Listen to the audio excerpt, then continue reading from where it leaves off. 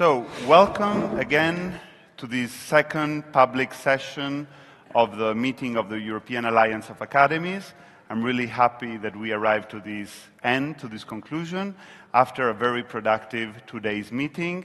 This morning was really intense. We had the internal sessions on the artistic projects we are developing as an alliance, and also on the actions we will take as an alliance, especially in regards to the dangerous situation in Poland, Hungary, but also other countries. We then presented the projects, both in the virtual exhibition that one can still see in the hall, and if there is someone that hasn't seen the projects, I strongly advise to have a look at them, and here with the Pecha Kucha format and afterwards in the discussion. So as director of this institution, I'm really, really happy of all what we achieved, and now we have the last part of the event, the public presentation about the notion of radicalization and its dangers for the arts and the humanities. And so, as a beginning of this session, I would like to call Aleš Šteger for his input, his first address. You all know Aleš Šteger. He comes from Slovenia, and he's a writer and member of the Akademie der Künste. Please, Aleš, the floor is yours.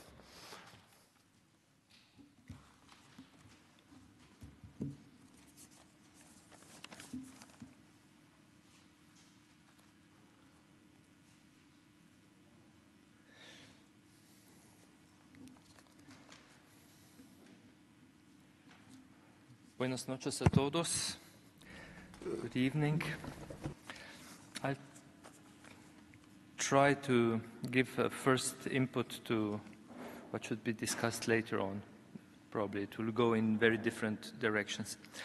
So when I was asked to give this input, I was already told what the question on which we will discuss tonight will be: how does political radicalization threaten artistic freedom in Europe? The question is not easy, and it requires a couple of initial clarifications. The classic strategy of crime novels is to start looking from the perpetrator, from the end, that is, from the crime scene, and to slowly go back toward the beginning. So let's start at the end of this question: how does political radicalization threaten artistic freedom in Europe? And ask ourselves what is meant by the term Europe. I know we can easily get on very shaky ground here. All useful attempts at definitions have so far failed. Let me just point out that 50 years ago, many people in Western Europe did not understand parts of the former Soviet Empire, the Baltic states, Ukraine, and so on, as parts of Europe, not economically and much less culturally. But today these countries are, of course, an integral part of our territorial and cultural conception of Europe, which means that our concept of Europe is changing dramatically according to the current geopolitical mood. Today, we keep asking ourselves quietly whether Belarus, Moldova, Georgia, Albania, Bosnia, Serbia, Northern Macedonia, and last but not least, Israel, are meant somewhere when we generally say Europe. We also cannot stop asking questions that have gone a bit out of fashion today, but were very topical after 1989, namely, is St. Petersburg, Moscow, Istanbul, and increasingly London also part of what we mean when we say Europe? For our question, this has enormous consequences, which I will now go into in our brief in my brief introduction to our debate, but it is crucial, in my view, to think about these questions when we ask about artistic freedom in Europe. In any case, I think that in our alliance of academies, we do not think and cannot in any way allow ourselves to think only of the Schengen area or the EU when we talk about Europe. The coinage of artistic freedom in itself implies that there are different forms of freedoms and liberties for different groups of people, depending on who they are and what they do. Fundamental human rights, the freedoms of children, migrants, minority groups, LGBTQ+, and so on, are something other than artistic freedom. Artistic freedom itself evades general definitions.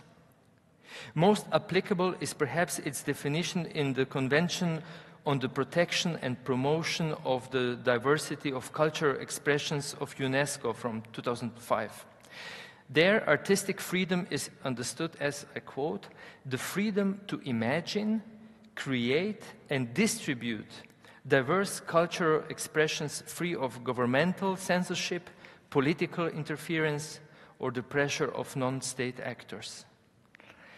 I repeat this, the freedom to imagine, create, and to distribute diverse cultural expressions free of governmental censorship, political interference, or the pressures of non-state actors. End of quote. The question of artistic freedom is necessarily also a philosophical, ethical question. Do we artists have the right to express just about anything, regardless of the consequences and potential conflicts that our actions and creations may provoke?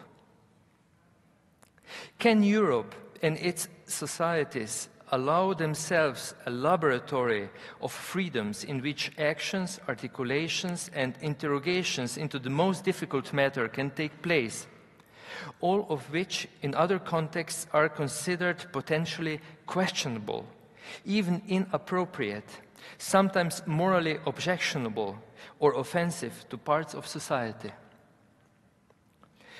The case of Charlie Hebdo has become perhaps the most pointed and highly tragic example of the conflict between different experiences of spaces of freedom, the sacred and permissible among members of different ideological, religious, and political beliefs. Can we, in the changing Europe of the 21st century, afford art as an autonomous territory of practices that can be potentially offensive or controversial to those who do not accept our divisions into art and everything else, who do not recognize the special status of art and though the invisible shield which defends the practices of artists? Can we afford every art and with it the most extreme artistic positions?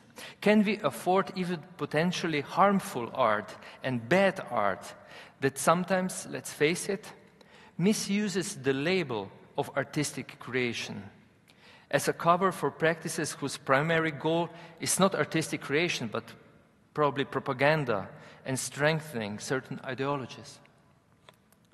These issues are by no means merely only theoretical questions. We who work within the field of art know that the answer to the question of whether art necessarily needs unquestioning freedom cannot be other than affirmative.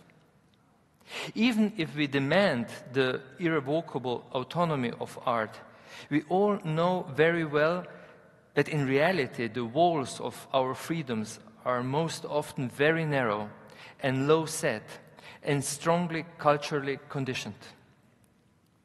Social taboos, the limits of good taste, questioning the neurologic points of society, shedding light on cases of self-censorship are in a way a front on which our struggle is more or less subtle, with the aim of slowly integrating the achievements of this radical process of self-examination into a broader society, which is tolerant, open, and worth living, in a society that is, to put it bluntly, more immune to hatred, lies, intolerance, and other nonsense.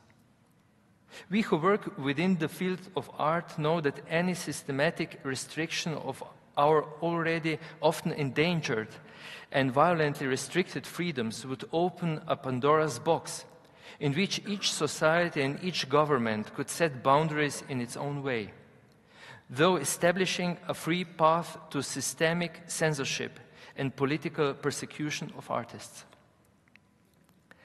The answer of many other political, global, economic, religious, technological, and capital actors to our question of whether Europe can afford a free territory of art is, of course, the opposite of ours. This evident contradiction between the notions of artistic freedom has intensified sharply in the last 10, perhaps 15 years. In some fields, the practice of general restriction of artistic practices and overt exploitation of the art sector has long been established. Years ago, I co-signed an open call by artists from all over the world to strengthen privacy and rights of individuals in the net.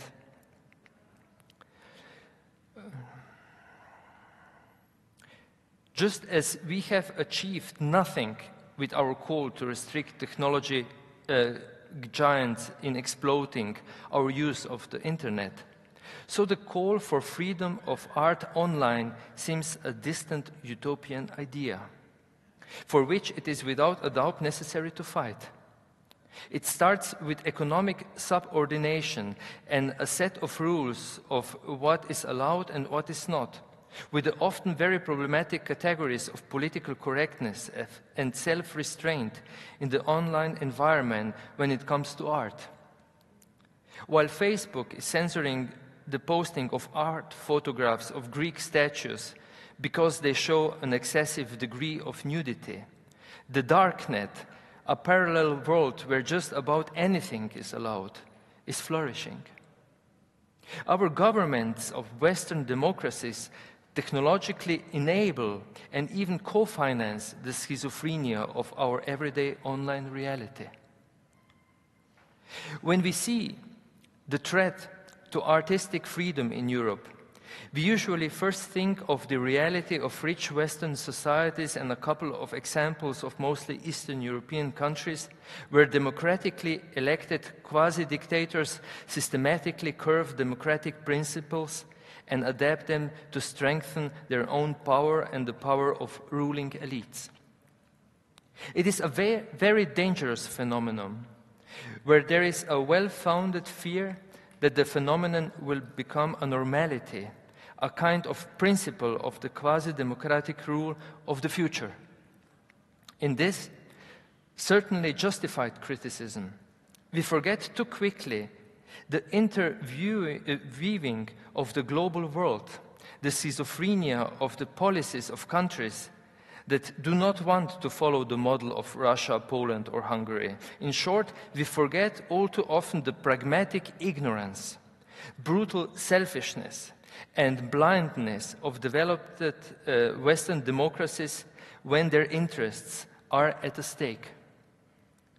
The rights of artistic autonomy in endangered societies, where we are facing the disintegration of democracy and pluralism, are in this sense collateral damage understood by many in a very cynic way. Economic greed, colonial superiority, and the low level of in-depth knowledge of the intercultural diversity of European cultures, a very frequent unwillingness to deepen the integration and disarm the local political rulers make Europe a self-threatening monster, too often allowing the very practices it fears become the future norm. Some time ago, I spoke to an experienced European politician. He waved his finger. "This is all," he remarked, "what Europe will do the next time when a European leader bluntly violates the rule of European law, agreements, and violates the rights of people, including artists." I often remember that moment. The gentleman was from a pro-European liberal province, and as I said, he had decades of diplomatic experiences, but the realization was rather bitter. Whether we agree with him or not, I think it is undeniable that the greatest threat to Europe is Europe itself. It bears the seeds responsible for the current situation and possible solution. Finally, let us return to the initial question of political radicalization in many European countries. The radicalization itself is, of course, not a cause for, but rather a consequence of a long process. There must be a fertile ground consisting of discontent and rebellion, of unresolved traumas of the past, and a lack of recognition of one's own possible future within positive European values for radicalization to occur at all. Unlike other classical totalitarian regimes, political coups and violent takeovers of states, we see a radicalization of the understanding of democratically elected systems of power that goes hand in hand with the broadest possible legal interpretations of the frameworks agreed upon by the founders of Europe. The new generations of Eastern European leaders who learned of the threat of war horrors and devastation only from school textbooks too often appears without any historical corrections. On the contrary, the reinterpretation of historical facts and alleged historic injustice is being used as the central momentum for mass activation. In the agendas of these politicians exist historic traumas in order to be used and abused.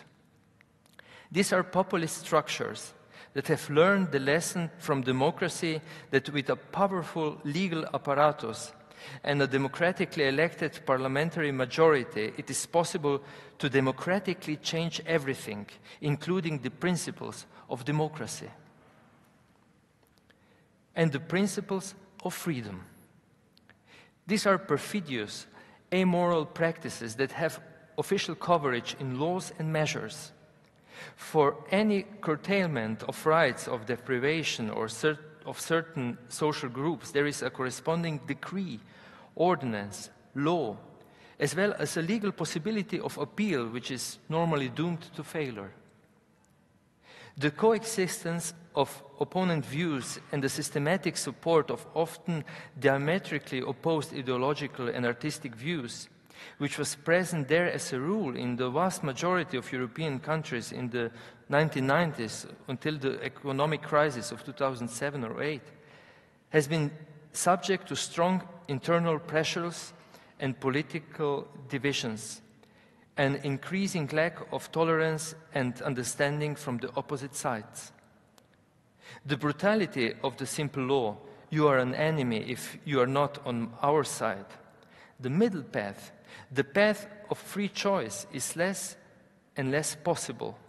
And the systemic coercion into corruption and the removal of free thinking and creative people, given the bureaucratic perfidy and media silencing of the opposition, is difficult to prove.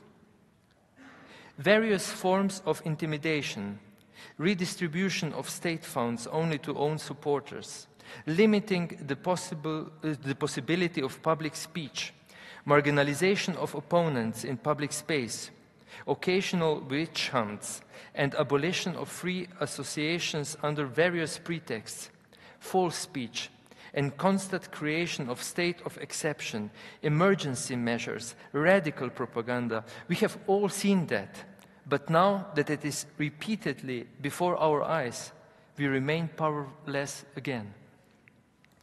UNESCO's fundamental postulates of artistic freedom include the right to create without censorship or intimidation, the right to have artistic works supported, distributed, and remunerated, the right to freedom of movement, the right to freedom of association, the right to the protection of social and economic rights, the right to participate in cultural life.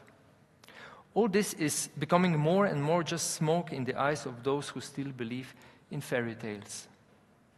Even if we do not believe in fairy tales, if we believe in crime novels instead, and with them believe in the fact that there is no complete crime, and even the most skillful perpetrator can overlook the traces that will eventually reveal it, it is undisputable that we must establish alternative forms of support for the most vulnerable.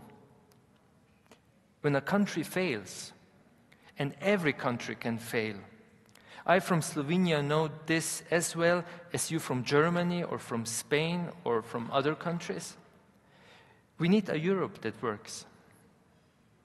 There is no freedom other than the one that has been fought for and preserved. And I understand our socializing and joint efforts and this conference here in this light. Thank you.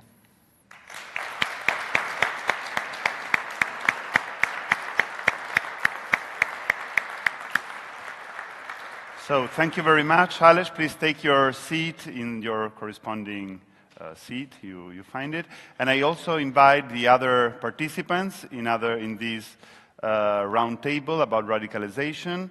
Dominika Kasprowicz, the director of Villa Decius, will be the moderator, and it's very symbolic because she will be the host of the next meeting of the Alliance. Well, Kraków will be the city of the next session of the Alliance. Antonio Muñoz Molina, please, and Wolfgang Kaleck, he's there.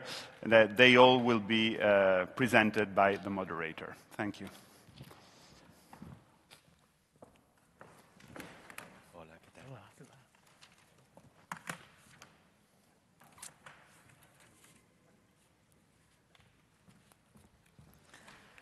Thank you very much for the kind introduction and for this very rich intro made by Aleš. We were given the topic. When I saw it first, I was excited. Excited because as we are here today with my excellent guest speakers, we, I believe, will represent various approaches and perspectives on a topic that at first can be simple and complicated at the same time. It has been expressed by Aleš. Let me remind you, how is political radicalization endangering artistic freedom in Europe? This title, of course, has a very strong and evident thesis behind. But as we are here as writers, poets, lawyers, political scientists, I think that we will have something to add.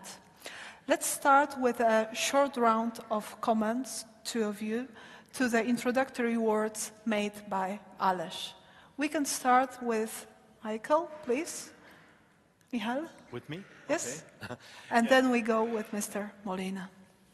Yeah, thank you very much, Dominika. It's right, and I can perfectly connect to Aleš, that politically radicalized governments, but also non-governmental actors like movement, are endangering artistic freedom in Europe. There is a growing number of attacks against individual artists as well as against arts institutions.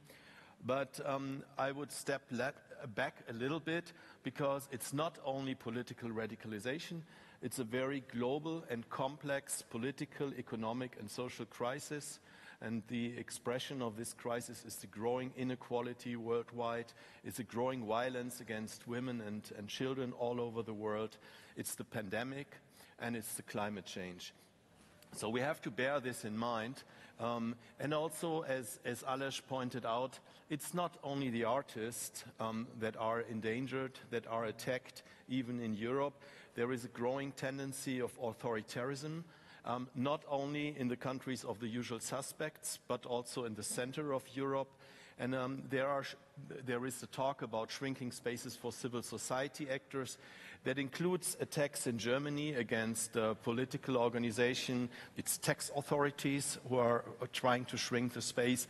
It's attacks of the criminal justice in Spain against rappers. Who rightly point out who are attacking the crown. It's the growing number of criminalization of solidarity movements with migrants. So it has become a real problem in Europe and outside of the Europe. So why am I leaving the narrow title because I think it has influence on the strategy to be chosen. So obviously, you have as artists and art institution, you have a very specific protection because I mean it's a very strong protection, and it's your right. And it's also your duty to defend it yourself and other artists and art institutions. That's true. And so you can carry out a very short-term defensive position. You can use law as a tool, the laws as a tool. You can employ lawyers as service providers, such as you did in the Hungarian intervention, which was the talk about today.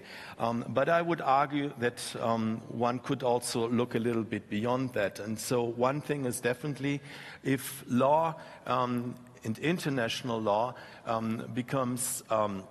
is endangered itself in Europe and without Europe, we have to see that there is a certain erosion of international law. When you look at the judgments of the European Court of Human Rights and national courts, you see it begins with terrorism suspects and with migrants who are excluded from the sphere of law. So I would argue if you want to defend artistic freedom, you have to defend the protection mechanisms of international law, and you shouldn't allow the exclusion of certain actors out of the law. So that would, I would say, in a way influence the way how artists and their institutions protect themselves, but also go beyond. But when I said this is the danger for artistic freedom is just a segment of the attacks, I would argue for a more intersectional alliance in order to challenge these attacks.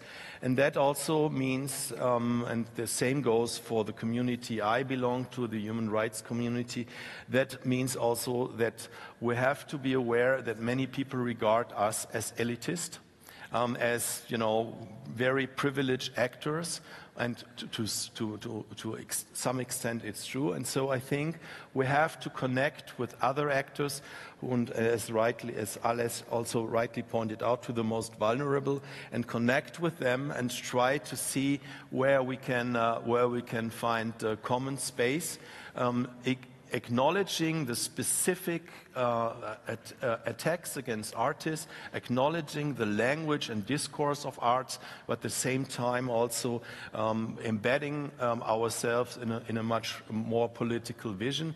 And that could include, for example, to open the academies for a broader audience, to regard them as a forum. That means other people can come to this marketplace, and it also means to take up other issues and not only the attacks against the own guild.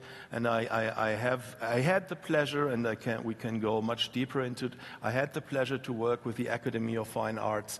For example, we had strong civil society performances regarding right radicalism, the NSU trial. We had very strong events on colonialism and post-colonial injustice. So I think there is a huge potential, and the more the academies, the more the artists go out of their own sphere, the more successful their defense of artistic freedom will be. Mm-hmm. Thank you very much, Wolfgang, for that. If you are not aware, Wolfgang is the director of the European Center for Constitutional and Human Rights, and from my personal perspective, I really admire the way that you overcome the, let's say, legal, both the language and praxis, and outreach other networks and circles, and I believe that this is the strength also of the Academy, also of the Alliance, European Alliance, that we get together and join forces within different fields and institutions. You were pointing to the means that can be taken and the areas that should be covered from a systemic perspective. But I believe that our second speaker, Antonio Muñoz Molina, writer and a member of the of the Real Academia Española had a perspective of the individual. Can you please refer to the introductory words and looking forward to what you have to say? Buenas tardes. Yo creo que Good afternoon. la posición que los creadores, digamos, I believe that the position of artists, of creators of arts, of those interested in the arts, our position in the face of the radicalization and the reduction of spaces for freedom in Europe is twofold. On the one hand, we have a civic duty. We have to compromise. We have to be committed. This is a canary in the mine shaft. These attacks against arts have a deeper meaning. Our activism shouldn't be only artistic. To fight against some of the things that he was mentioning, we not only need for artists to act with their art, they need to support causes such as public education, the state of humanities in the education, the search of the experimental method and the science should remain at the collective space. But on the other hand, the way in which that radicalization can limit not only the freedom of expression of the artists, but also their freedom to creation. Alex was talking about how we talk about freedom for imagination. That's the primary freedom of artists. That's a freedom that exists in their private space. Their big artists, creators, poets have been able to create in many societies where we come from. In the midst of a dictatorship, they have been able to create. That radicalization can impoverish the root of the freedom of spirit and the freedom of creativity. If we allow ourselves to be affected by the radicalized political positions, we're denying the freedom of liberty to perceive the world. The moment in which we divide people among them and us, and we no longer see human beings, we only see groups, whether they're favorable to us or not. In that moment, our possibility to create is disappearing.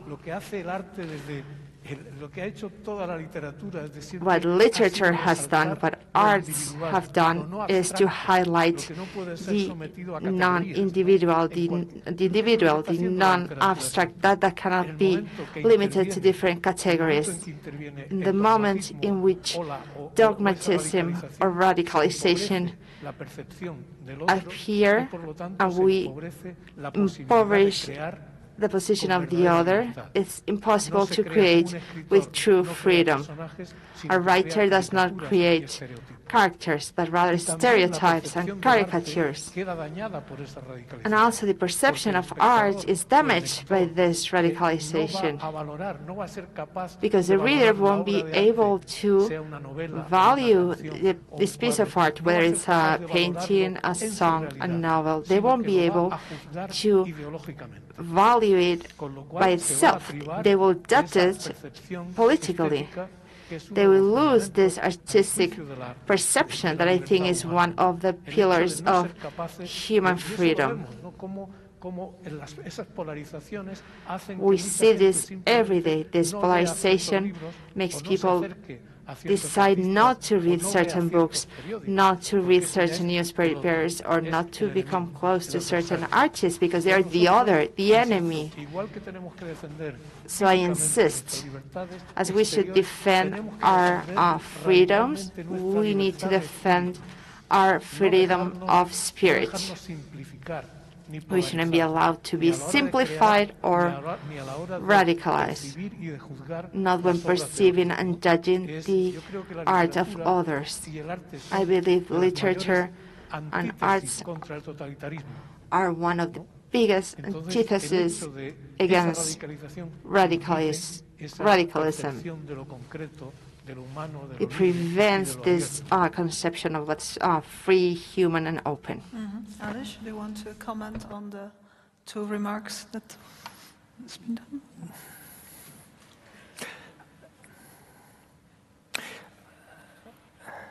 I've spoken with a Syrian poet who has spent several years in the jail. And of course, he said that without the inner world, he would cease to exist as a human being. But because he found out that he has this immense freedom of think what he wants, he remained who he is, and he came out as a living, wounded but living person out of the jail. And I completely agree that individual freedom, artistic freedom, starts from within, from what we carry around. But it's an individual task. It's something that is really individual, and I don't see any possibility. Perhaps you can connect with a group of people, but soon you reach the margins of the people whom you can share this struggle, the struggle of creation with. It's a struggle that each of us basically carries as his own struggle. And I completely agree, this is the basis of everything. But okay, we are now here, individuals around the world, with the same kind of struggle in different systems. And we want to create something that, how shall I say, should give us a bit support in this struggle and create environment that would be as inspiring as possible.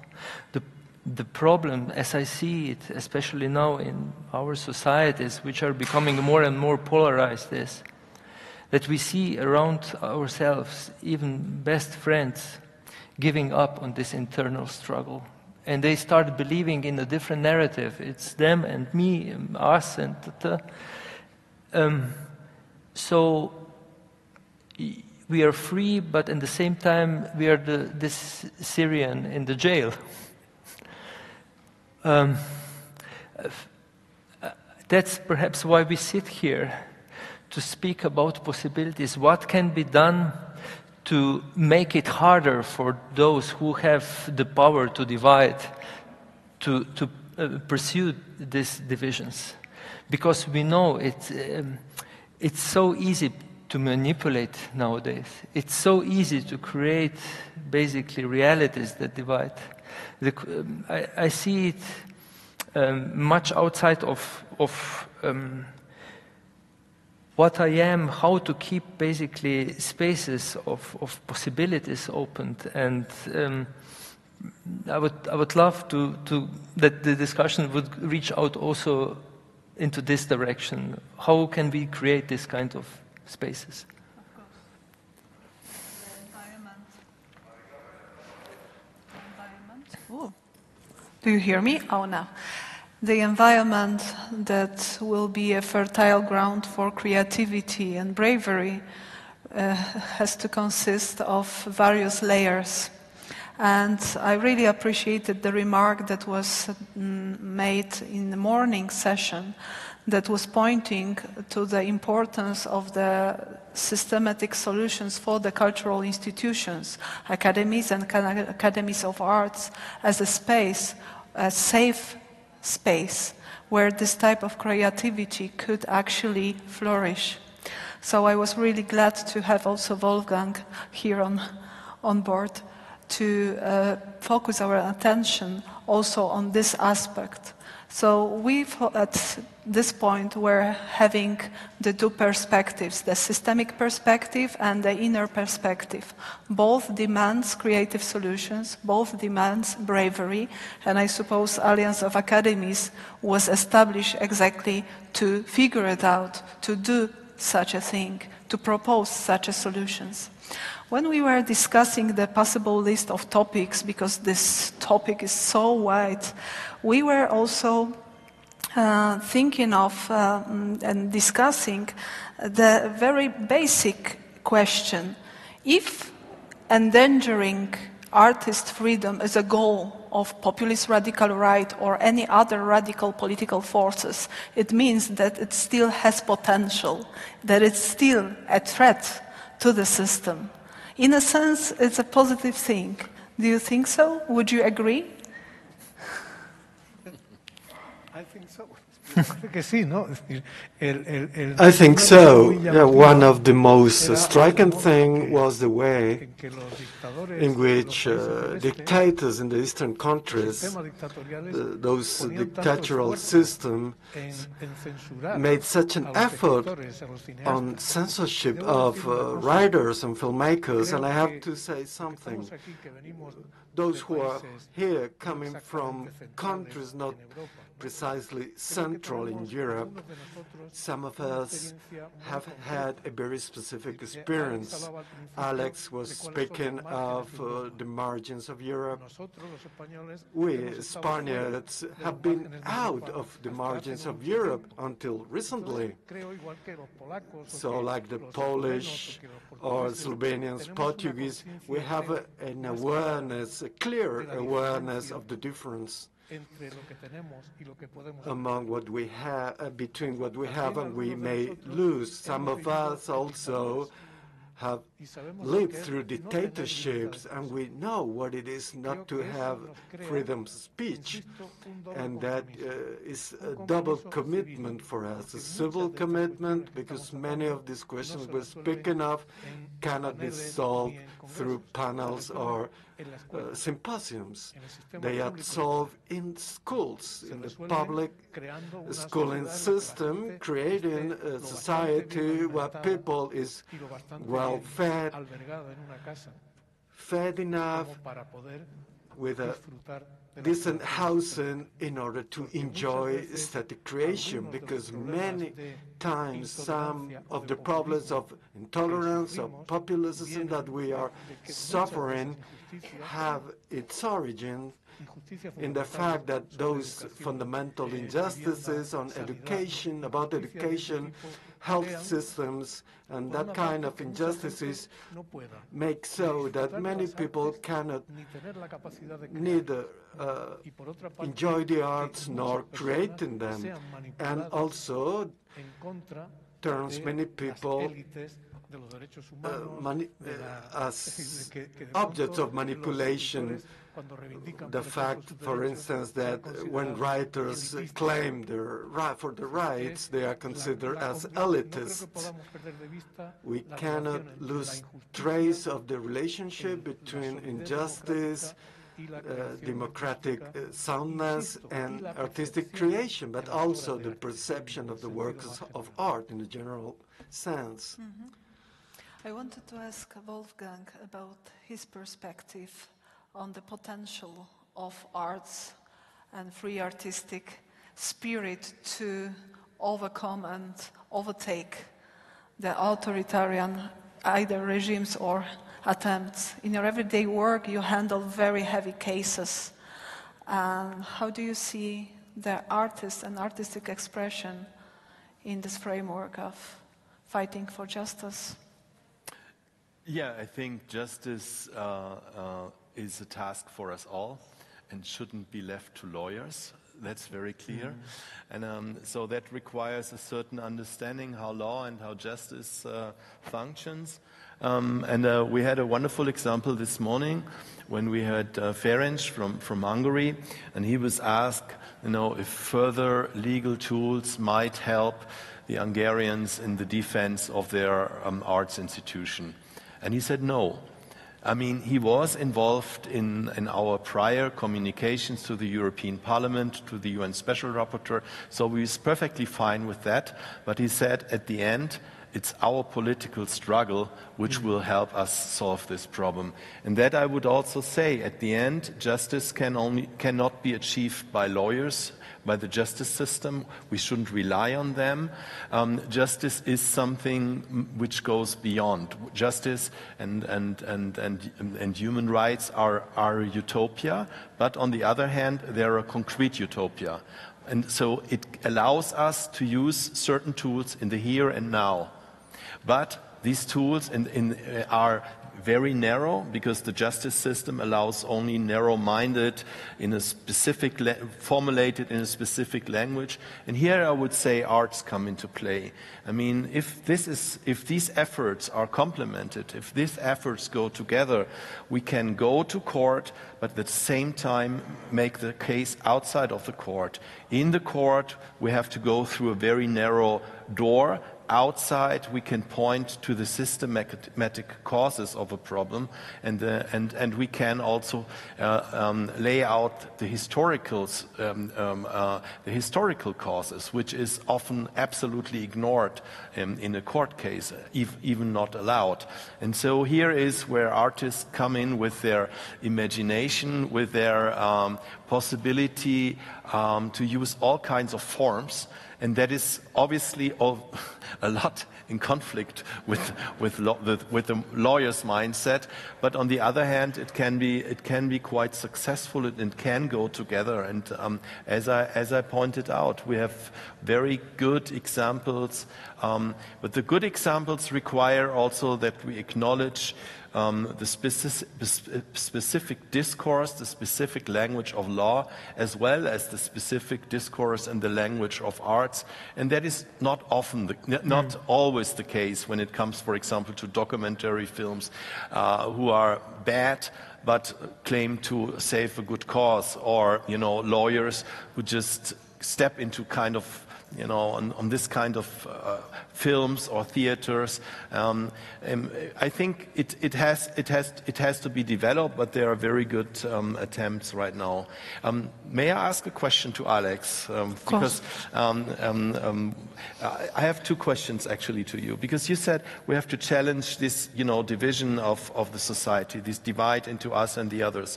But don't you think this is only? Don't you think that this is only the tool, and we have to go to the core? And the core is this tool is used to cement unjust and equal societies. And so we have to challenge actually injustice and inequality. And the second question is, why do you say we need support? Isn't it too defensive? Isn't it, let's say, more appropriate to say we are very strong and self-confident actors, and we know how to defend ourselves, and we should go out and should connect with others who suffer the same kind of attacks on their freedoms? How shall I say? I'll answer first the second question. I think it's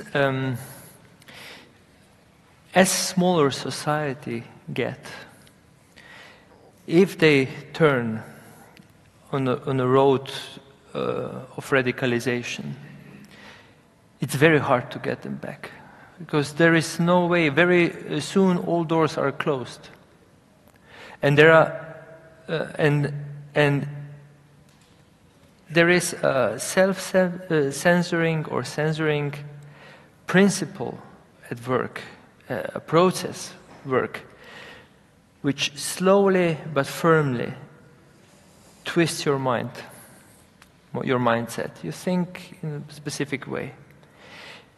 If you still want to talk with intelligent people on all sides, less and less ground is there. Less and less, basically, topics you could freely talk about are there.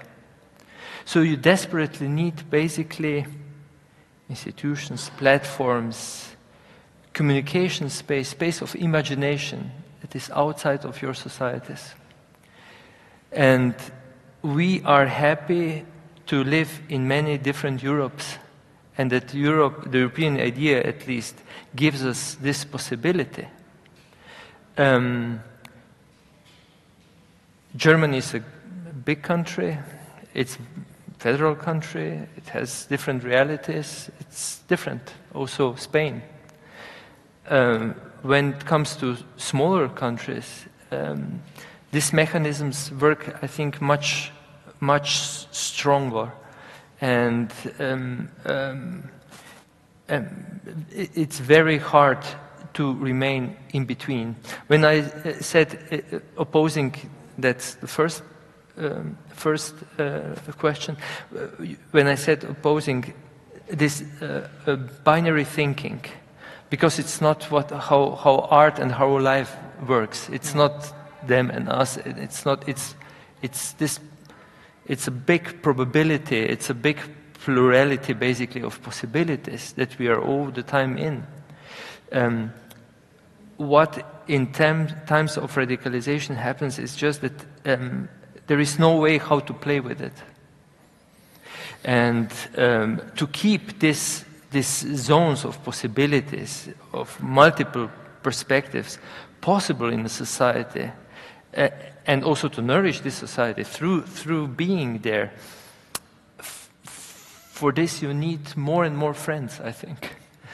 People who understand your struggle, people who can support your struggle.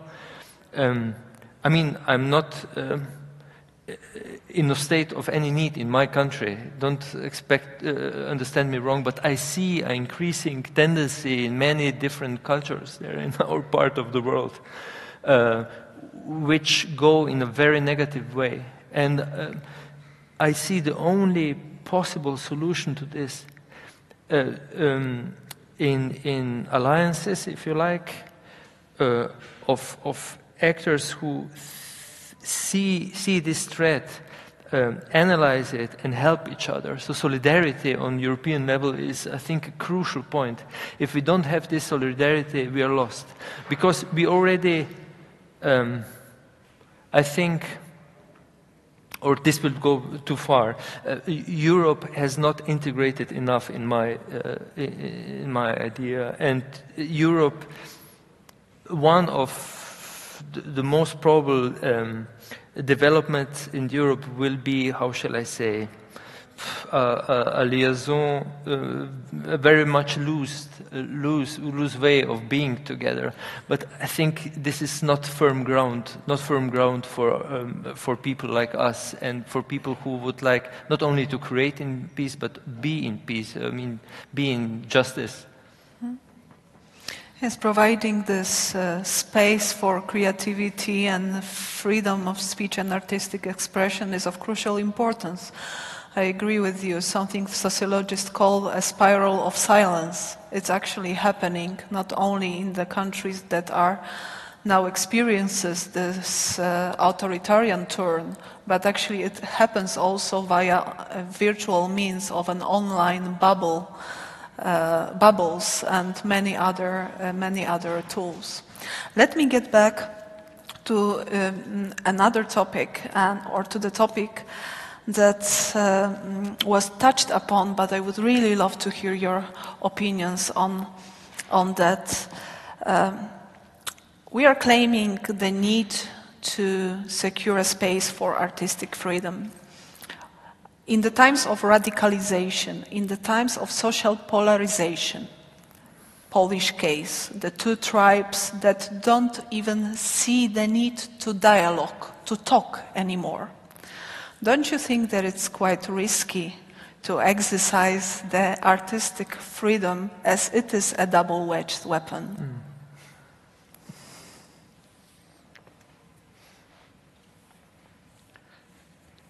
Antonio? Yo creo, nosotros los I think, well, people in the arts, us, people like that, we have a very difficult task ahead, because we need to defend complexity and nuances in times of growing simplicity. So we need to make clear, humbly, we have to humbly ask the public to pay attention. We have to humbly point out to things, no? We have to invite people to accept how complex and nuanced and difficult situations are and people are, no? When I was listening to you guys, I was thinking of some books. I was trying to read, I'll try to be the most concrete I can. No? I was thinking of books who have helped me understand complex and difficult and even unpleasant things, no? I'll give you two examples. Last year, I read a novel by Walter Kempowski, no? Nothing Matters, I think the title in Spanish. And this is a novel about something very specific. It's the life of the East Germans, the Germans in East Prussia, who are forced to emigrate to the West because the Red Army is advancing on them. If you see this in terms of nationality, of national identity, etc., you cannot understand anything. Then you read the book and you see these characters. They are people like you and me. These are people who you have never heard about. And in case you've heard something about, it's negative. Because it was Germans who were occupying Eastern territories. But then, exclusively through the power of imagination, the power of the imagination of the writer in the first place, but also the power of my imagination as a reader, I'm able to understand. No? There's another example coming from former Yugoslavia. I'm talking about a book I've just recently read, no? I was thinking about Danilo Kish, no? I have read him a long time ago, but I didn't pay much attention to his work, no? But now you grow older and have more experiences, and the way he helped me understand the confusion and the cruelty and the darkness of the history of the former Yugoslavia. Not only the former Yugoslavia, the history of the people dominated by political dogmatism and obsessions. No? I mean, this is a unique way to understand others.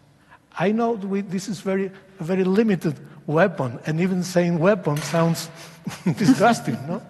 But still, this is what we have. As Henry James says, we do what we have, no? And we, as creators or artists or whatever, we have to offer this humbly and eloquently, no? Because we have to be passionate about it. No? And we have this, we are able to create this network of writers and readers and people interested in the arts. And this can be a powerful network. So we have to, with all kind of limitations, we have to say, this is what I have. This is what I can do. I can explain myself as clearly as possible. Not with arrogance. I will never claim special rights for me as an artist. No, the only claim I have is to try to do my job in the best possible conditions. I'm not even claiming to live on the results of my work. No, because this is free. This is something that corresponds to the readers. No? So we have to explain this. We have to explain the power of the things we do and we love. And we have to, going against the grain, we have to say, listen, things are more complex than you think they are. Try to stop. Try to pay attention. Try to listen. Try to listen to nuances. As a writer and as a reader, try not to fall in what you said a moment ago. No, try not to get to this moment when no connection is no longer possible. No, I think this is what we can do. This is what we have. I think that we have there to diversify just one thing. I don't think that artists are anything special in this world and they require any special rights. But when we create and we come upon a neurologic spot, a blind spot, which we want in its entire complexity to express,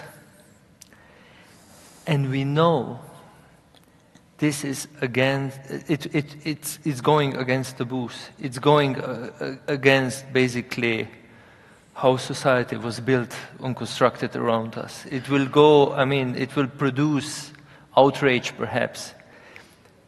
We shall have the possibility to do it. course. And I think this is the fundamental right of creation that we are here to discuss, because it's being more and more endangered. I mean, obviously, it's a reality just everywhere. I always remember a poem by Emily Dickinson, and she says, "No, most people keep Sundays going to church. I keep it staying at home." and when it is, no, most people keep Sundays going to church. No? This is what most people do. But I claim my right to keep it humbly, staying at home. No? And this is so powerful. No? And this is a woman who is surrounded by extremely reactionary and repressive environment. Mm. No? But this claim of hers, no? Most people keep Sundays going to church. That reminds me of a recent case, a writer on exile that we recently welcomed to the Villa Decius in Kraków, a Belarusian dissident that used to be a candidate in a presidential election. He ended up in prison.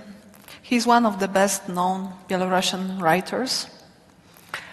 And he came over, like many of those artists on exile, exhausted, seeing no point and no sense, trying to keep some rest. After 2 weeks, he asked for a small room to invite some Belarusian colleagues that live in Kraków to meet and to discuss his recent novel. And it happened. And what we saw, because there was a full house, of course, he's very popular in Belarus and abroad. We saw people so grey, so tired, so hopeless coming into the room. And it was also the case of the writer. And after 15 minutes, I saw a total change. When they started to talk, when they started to share the testimonies, the stories, when he started to talk about his recent novel, it all had changed. Mm. They empowered themselves. We felt as a team as kind of strangers because we were organizing it, but we don't belong to this community. After 15 minutes, they managed to empower themselves in a way that even their body language had changed. They exited the room, different people. It would last for 15 minutes, for a day, for a week, but we saw it with our own eyes. This power of freedom of speech, this power of talent, this power of eagerness to get together and to talk and to exchange was overwhelming and beautiful, but also so, sensitive and fragile at the same time. I had, as you know, a long list of questions, very detailed, but as time flies, we have 7 minutes left before we have Jurko Prochasko to be invited to conclude the session.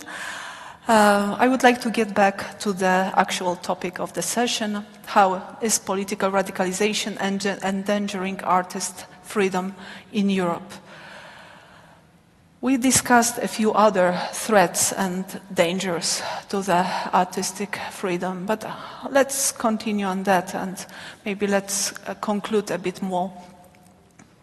What else you see as the biggest challenge for the artistic freedom in the forthcoming years?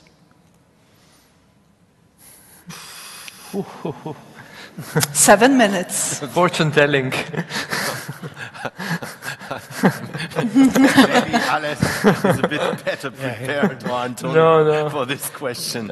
I was just, on purpose, I was mentioning in my speech also the internet. Yeah. I think it's just part of our everyday reality. I'm not a specialist in this. There are other members who should talk about it, but I mean, even non-specialists like me can see that Europe is a colony when it comes to the net, and net now is everything. It's school that you mentioned, that you expressed. It's our search engines. It's how we find, how we connect to each other.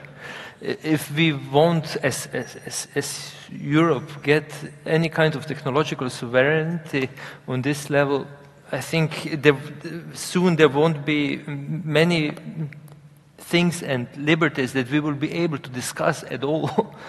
Perhaps I'm wrong, but to me this is one of the major threats. Mm-hmm. Yeah, I mean, as Aleš stepped out, and I can agree to him, and I see the fragmentation of public as one of the biggest dangers, and that is, I mean, there was a wonderful publication is right now out in Germany on the 60th anniversaries of Habermas' book on the Öffentlichkeit. And a very, very strong edition of Leviathan, the magazine, and they pointed to digitalization, to globalization and capitalization of media and of the public, and that leads to basically an erosion of the idea of one public forum, and further, what is it called? People thinking in boxes. And this is exactly how political radicalization works. If there is no connection between these fragmented publics, this segmented parts of society, if there is no common language at all, if there is no basis at all, and the internet is obviously one of the driving forces of this development. So I can only agree with you. There must be something to be done, no? You cannot give up and no. sit down and cry, no? I think, in my opinion, for example, my case is, I don't participate in anything related to social media, never. It's a choice. It doesn't change anything, no? But it's a choice. I think that many of us will be opting out of this kind of world in time. No? This is only the beginning. But I'm sure many people are already getting disgusted and rejected by this kind of toxic environment. No? So I'm sure this is one of the greatest dangers we are facing now. No? The fragmentation, what happened, Brexit cannot be understood without this. The election of Donald Trump, this runs throughout everything terrible that is happening in the world now. No? But still, we have to react. We have to keep doing our job as citizens or artists and trying to open and preserve territories, autonomous territories, free territories. Well, this is what art has always been about. No? It wasn't, you mentioned Kraków in Poland. I remember, this is a very extreme case, no? I remember that during the war and the occupation in Warsaw, they were keeping the classes at the university. There was an underground university, no? Where Muñoz and people like him were teaching, no? And learning. So, because the alternative is to give up and accept fatalistically that everything is lost. I will never accept that.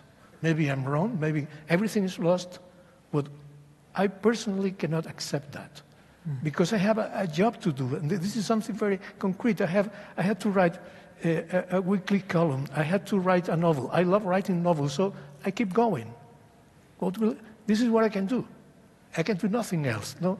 So my predictions cannot be important, no?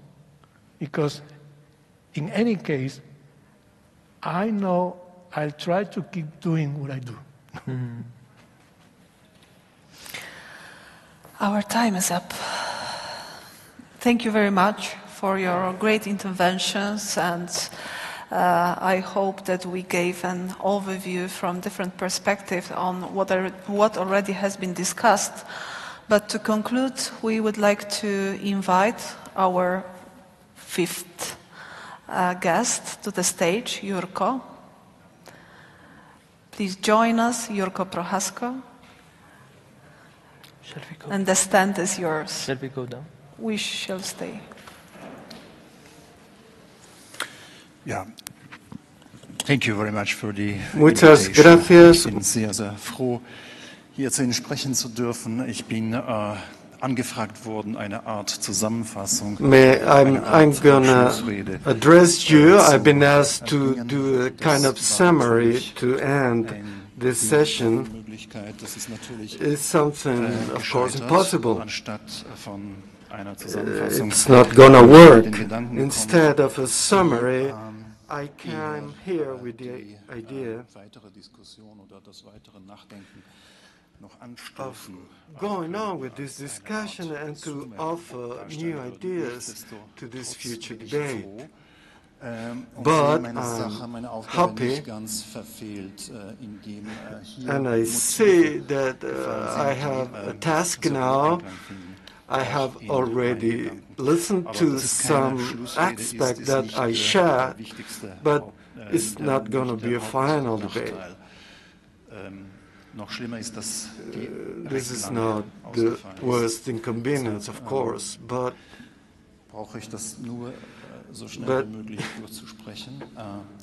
I need some time. Don't be afraid. The interpreters will do their best. Diesem Wort von mir habe ich den Titel gegeben, das ewig gespaltene und spaltende Spanien. I have titled my presentation, given the title, The Eternally Divided and Dividing Spanish. I will try to address the danger to liberties in its complexity. Doing this, I will try not to save anything, so that us, our artists, can think a priori that we always have the certainty as artists to have that right to freedom, and when freedom is under attack, they always come from outside. Artistic freedom is guaranteed by us. The only way we can do about that is to reclaim it, and even if it's necessary to defend it. This understanding of artistic freedom appears to us as an unrenounceable aspect of modernity, such as human dignity. Freedom is not only to be enjoyed, but also to be won. That's a series of aspects of the non-freedom of the arts as something external. I would like to reflect a little bit about this, about so many times artistic freedom suffers self-censorship, and this is also about going beyond certain lines, and how can we I'm going to perceive this veracity, this truth that is not always without mistakes. Sometimes artistic freedoms grows through a certain self-censorship, and then it is called the capacity of acting strategically. When political radicalization meets artistic freedom, most of the times there are some consequences. Those radicalization may come even from the inner world of the artist, may be tried by them or have the desire to radicalize. Also may have the wish to want to radicalize and see in that his or her right to have the freedom of radicalizing freedom. This means that artists are not always the victims of political radicalization. Many times they become into tools or agents, executors, or even others. When freedom is attacked, they do it even consciously, invoking freedom. Madrid is such an ideal place to approach these kind of issues. Almost a century separates us from the Civil War, a classical example, almost paradigmatic of political radicalization and its devastating consequences. More than half a century has passed since Franco's death, and the country is still divided. The fronts are hardened, are not concealable until today. But it was possible to establish a prosperous Pacific coexistence, peaceful coexistence. But how many writers, publicists, journalists, Spanish or not, that felt or voluntarily call on to position themselves, how many of them would qualify as non-free their commitment? Is it non-committed? Non-committed art is not free. They speak of the two Ukrainians, to Israel, to Mexico, to United States, to Afghanistan, always more regions and countries in the world that are affected by the pandemic of division, partly because of the political radicalization. This is almost always more true for the rest of humanity, potential. This as a result of the structural nature of social networks as a mobilizing tool, but also dividing and radicalizing tool. This makes so that our world, shared world, is something that is passing very rapidly, a very heated place. By Manuel Klein's theories, the depressive position and the schizoparanoid position of the human psyche. Since the Twin Towers 20 years ago, we have characterized ourselves by the increasing amount of the degrees of this schizoparanoid period. Now it seems that everybody is affected by this condition. Sometimes we seem condemned to crumble totally, fragmenting ever more. But this fragmentation doesn't promise any more stimulating diversity, but rather the impossibility, fundamental impossibility of agreeing upon a common ground. Sometimes the world as such seems led to a total cleansing war that finally would bring about a simplifying unity, a simple university.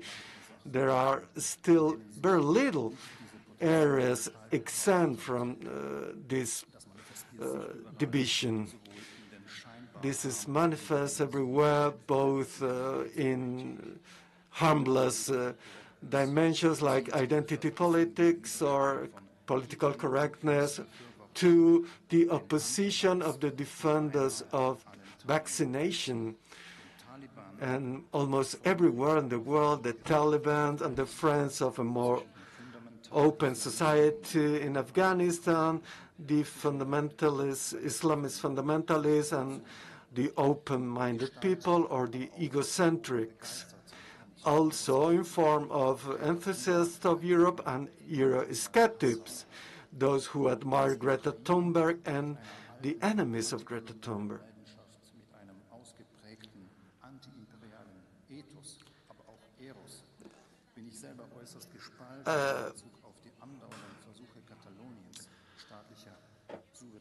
I myself, but also I feel extremely divided about the attempts by Catalonia to be independent of the states. Personally, with the experience of how deep could be the desire of independence and how urgent may be the need to get out of the anonymity of the unrecognizable, of the constant misunderstanding by ignorant people, the Catalans, lovers of freedom, have my sympathy and my empathy, but my empathy diminishes when I see how far the Kremlin, by instance, supports those attempts to independence, and many Catalans approve that. I see also in Chechnya, in Syria. I see Brexit. I see the issue of the Scottish referendum. And I see also that entire parts of the neighboring countries with occupying military force, Russia sells this out as efforts to support independence. Isn't that radicalization? Doesn't it affect also freedom of speech, or freedom of artistic expression? But I wouldn't like to want to think about threats to creative freedoms through political radicalization, like we can note today in Belarus. Even the awarded Nobel Prize wasn't immune to arrest and detention, and maybe also tortured in Belarus, not to speak of other less prominent colleagues. The Pen Club in Belarus has been violently dissolved by the state. Journals, literary journals, artists in prison, tortured, or even killed.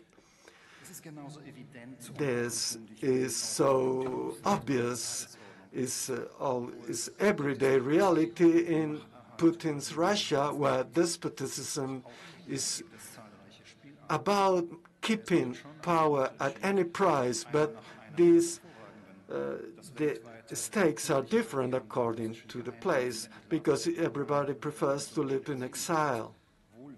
In Germany, after an excellent novel exposing the mortal actions of the Russian Secret Service, even though he or she knows that he or she is not really safe from the attacks of the state, of her first-class author lives in exile in Moscow, or also an author celebrated in the Western world organizes a troop with the desire to kill as much Ukrainians as possible in the front opened by Russia. But even then, he's invited to the book fairs in Western Europe and not treated as a war criminal. He enjoys of the respect for artistic freedom and public's attention. It's clear the case of Olga Tokarczuk, Nobel Prize. She was threatened of death by the Polish extremists, and she required state protection. With her work and world fame, she should strengthen national pride. It's evident, also obvious, the situation and the questionable status of artists and intellectuals in a homogenized Hungary, forced to collaborate spiritually or to migrate internally or externally. But now in Europe, there are more subtle dilemmas. In today's Germany, an author, also internationally renowned, has been deprived of loyalty and cooperation by his publisher because he's been accused of standing for rightist ideas. This has provoked controversy even in his opponents, ideological opponent, and this triggers a certain radicalization. The Charlie Hebdo, the case of Charlie Hebdo, where we say that we are a majority in the Western world, we set out on the tenet that there are no limits to the freedom of the art, but limits to the real political action. To mix up this would be rude and transcendental with serious consequences, like mixing up thought and fact. We forget that there are other readings of the art as a stimulus, provocation, escalation, as contribution to the radicalization. But today, I would like also to think loudly about the way also artists are trapped by radicalization, becoming committed speakers of one side or the other, and also about participation in radicalization by free artists, departing from the lack of inner freedom, or as a result, they are trapped by the inner censorship of not letting anything going away from her or his chosen position. I would like also to speak about the contribution of artists to radicalization, their role about endangering freedom, and their role and responsibility of keeping freedom and de-radicalize. Even if we don't concede much influence to art and intellectuality, if there is a certain radicalization, there is the result of a certain perceived abuse of artistic freedom. Frequently, art in itself makes an effort to achieve radicality. The very artist considers him or herself as an innovator, a finder. The compulsion to be radical is normally listened among artists, not just in the realm of aesthetics. Maybe the radicality of art could sometimes contribute to political radicalization, or is this an absurd position? Sometimes happens intentionally as a deliberate provocation, and other times the provocation through art. Also a radicalization that is unexpected. The recent novel by Borjan Paniuk, Nights of Plague, that caused indignation of people that seem to be sympathetic to him because of the aesthetic of representation. Dictators have always tried to suffocate the freedom of the art or submitting the talents to the service that turns freedom into a caricature, but aesthetically wasn't ever unfruitful. But also Sartre thought that when he defended the Stalin and the Stalinism as the human form of Stalinism as a form of defending humanism. Also, the writer, my fellow countryman, Manish Pervak from Galicia, that not just to question his own radical collaboration with communism, but also the orthodoxy of the French agreement with Sartre and the complicity with people accused of Stalinist crimes. How he criticized and tried to ruin others. How many others like Sartre ignore the crimes of Soviet communism, try not to endanger the supposedly fair cause, the antidote against capitalism and fascism. How many were corrupted by the Soviet Union? How they go into a human alibi? And the representation against artists in the Soviet Union. Very different. Orwell, Kozla, but also Daniel Kompenit, Wolfgang, Jörg Dunen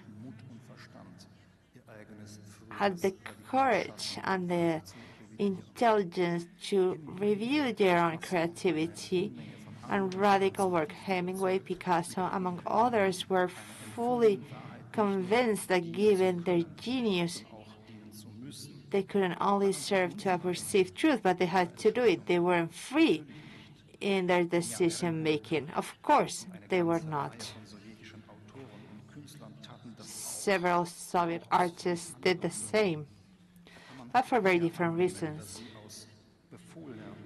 We can assume that they took a decision from a certain slavery because the Stalinist regime they had to pay obedience to was the legacy of an unbelievable radicalization.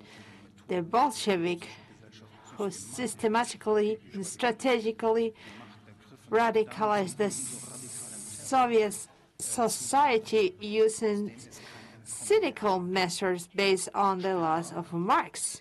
The Bolshevik took power and they created a reign of terror. When he joined in 1936, when the Spanish Civil War began, and many European and American intellectuals searched proximity to the Communist Party only to be on the fair side of history. Then Sperber quit in Paris. There is a connection which is called the role of the Soviet Union.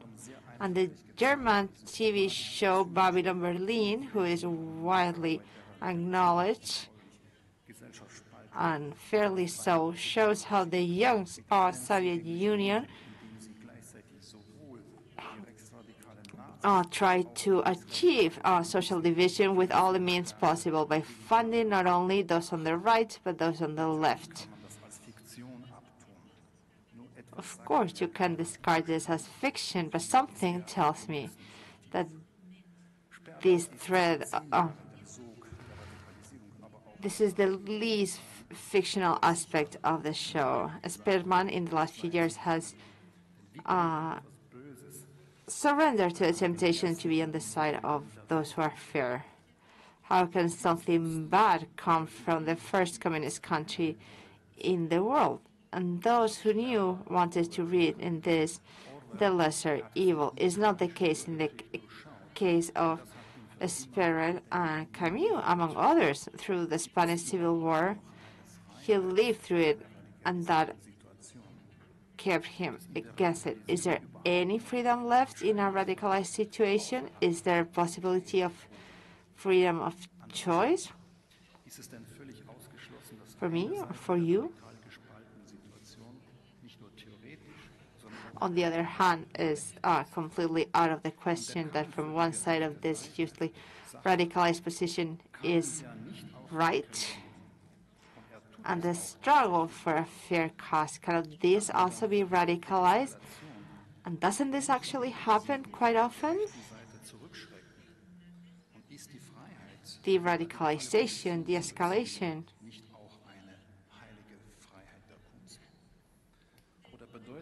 And the freedom to be able to take a radical choice, is not that freedom of art? Or isn't true freedom to allow this radicalization to happen, or to ignore through escapism, through internal migration in aestheticism, in art for the sake of art? Wouldn't this reality make you question, relativize, and search a third objective position? Is there an objective position in a radicalized situation or not?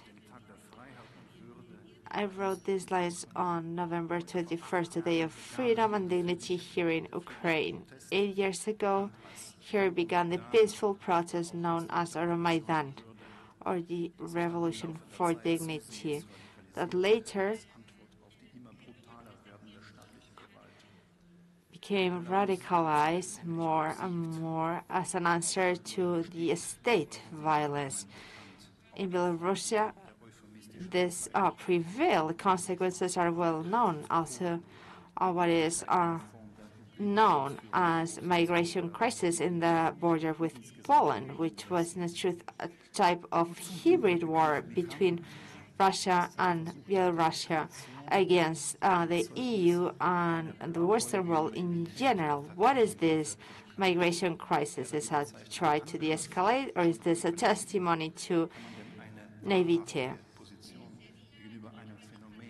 Will it be radical to talk about an attack?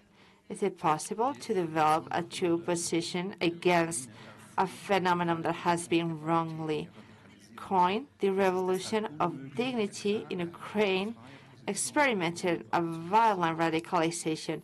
It is thus impossible to take a free and clear position regarding it? Is everything distorted as a result? The overwhelming majority of Ukrainian artists are for this revolution, and many took part in it. Are they all committed to their freedom? Are they all incapable of having a free opinion, or is freedom exactly the ability to do this?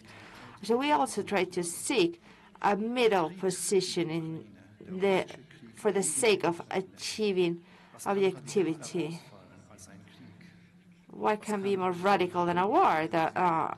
A Russian war against Ukraine that can become even more radicalized. Can we take part in radical events without necessarily developing oneself radical perspectives? My contemporaries in Ukraine write books, novels, theater pieces about this war, not because they have to, but because they can't help it. They say that it is their own wish. What do they see? What is it that they don't see? What is it that they don't want to see, or what they can't?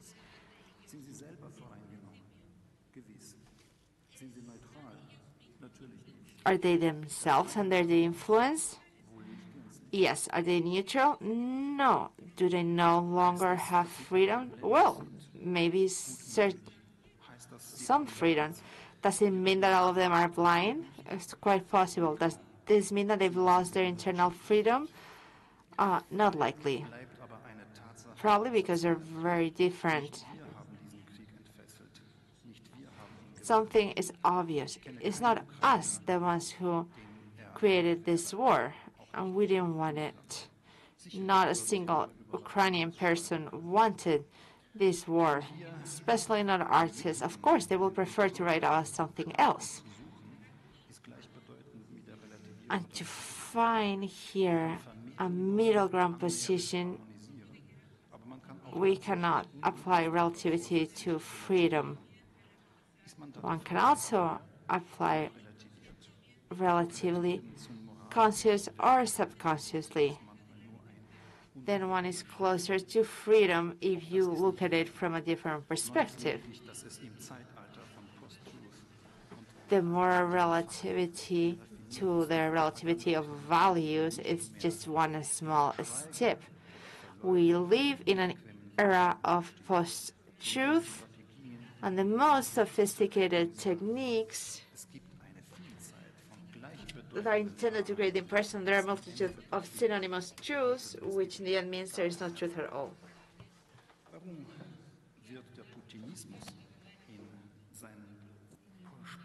Why is Putinism and its divisive, polarizing, radicalizing, and destabilizing activities and effects not properly recognized and combated?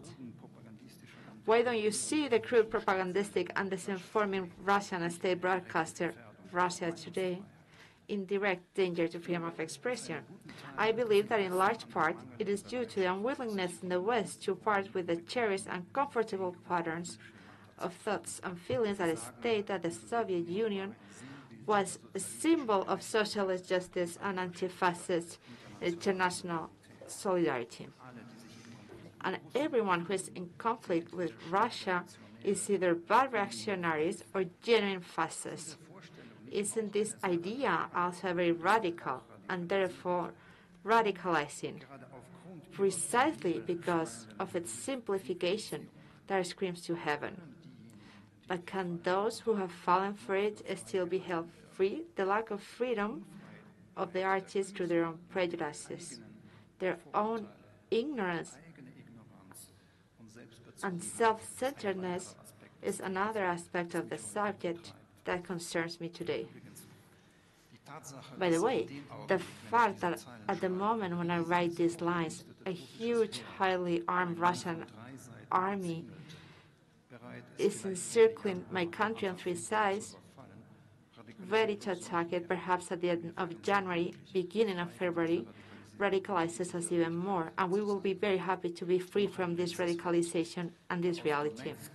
And one last word, the Donetsk-born Ukrainian philosopher and religious scholar Igor Kozlovsky and the journalist and writer Stanislav Vasilyev, who also came from there, were, like many Ukrainian intellectuals and artists, arrested by the occupiers after the occupation of parts of Donbass and tortured for months in the notorious concentration camp under the now terribly ringing name Isolagisa, a former art foundation, where from 2009 to 2014 there was a public space for the free exchange of opinions between artists, and originally the eponymous Soviet-insulated material factory. They were only released as a result of vehement international efforts on a prisoner exchange, although they were not prisoners of war, but civil intellectuals, that they can now, having arrived in the free Ukraine, write books about this time and have public conversations about how they fared during this time. Is that their freedom to be able to tell about it, or the lack of freedom to have to write about it? Nowadays, we are all somehow the eternally divided and divisive Spain. Many thanks.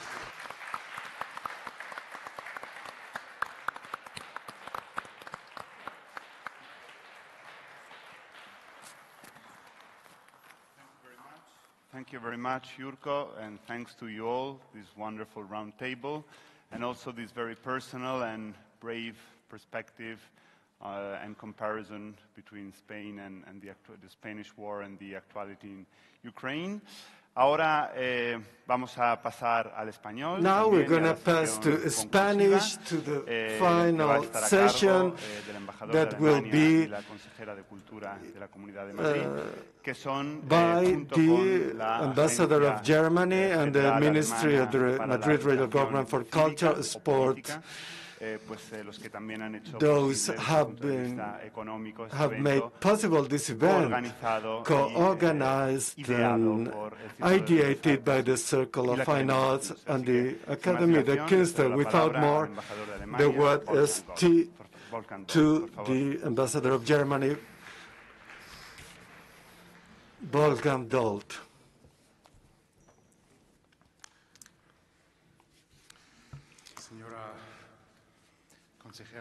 The Ministry of Culture, Tourism and Sports, Marta Rivera de la Cruz, Mr. President of the Circle of Fine Arts, Juan Miguel Hernández León, Director of the Circle of Fine Arts, Valerio Rocco, President of the German Academy of the Arts, dear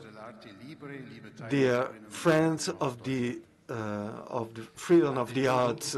Before anything, I would like to congratulate the Circle of Fine Arts and the Academy of the Arts with my whole heart. As embassy, we have supported this important meeting that we have had until the end of it, so important from the beginning.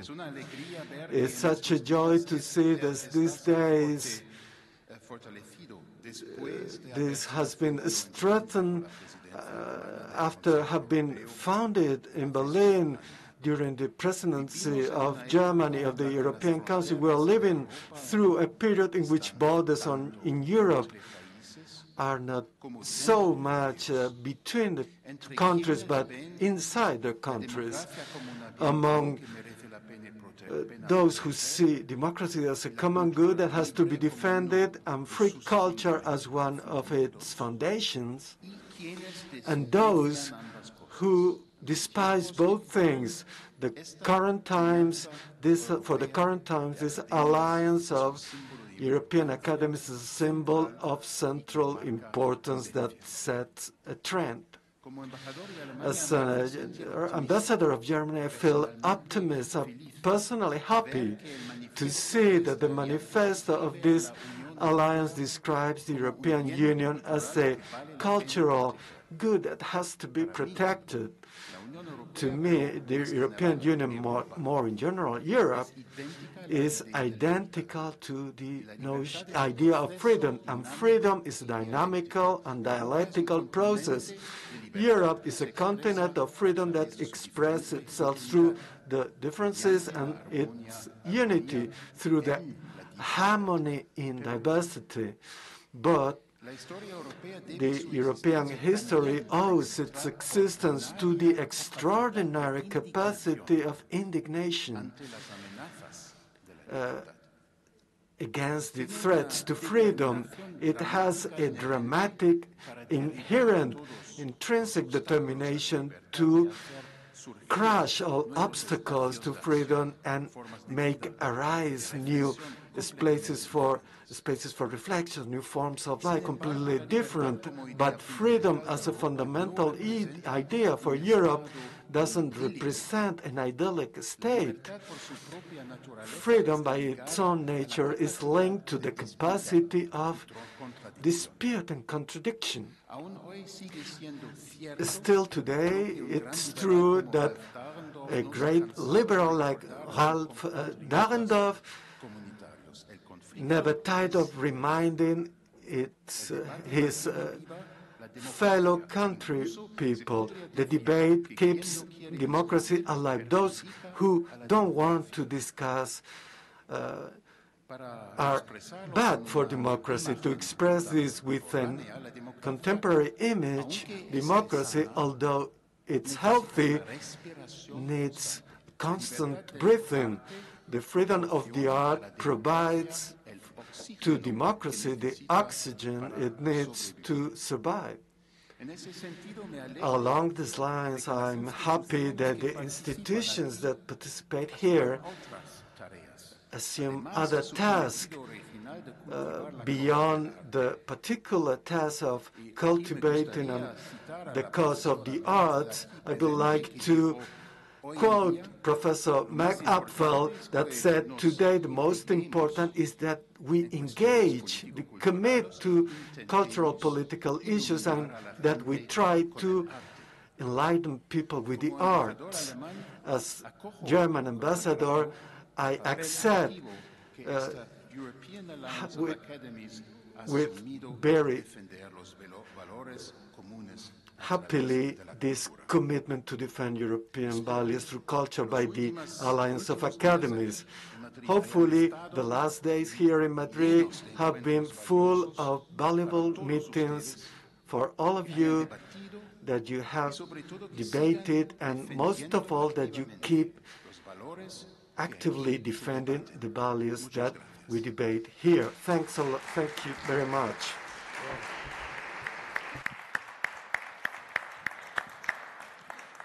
Muchísimas gracias, embajador. Thanks a lot, Ambassador. And now I invite to come up to the stage to Marta Rivera Cruz, Ministry of Culture, Tourism and Sports of the Madrid Regional Government. Please, Minister.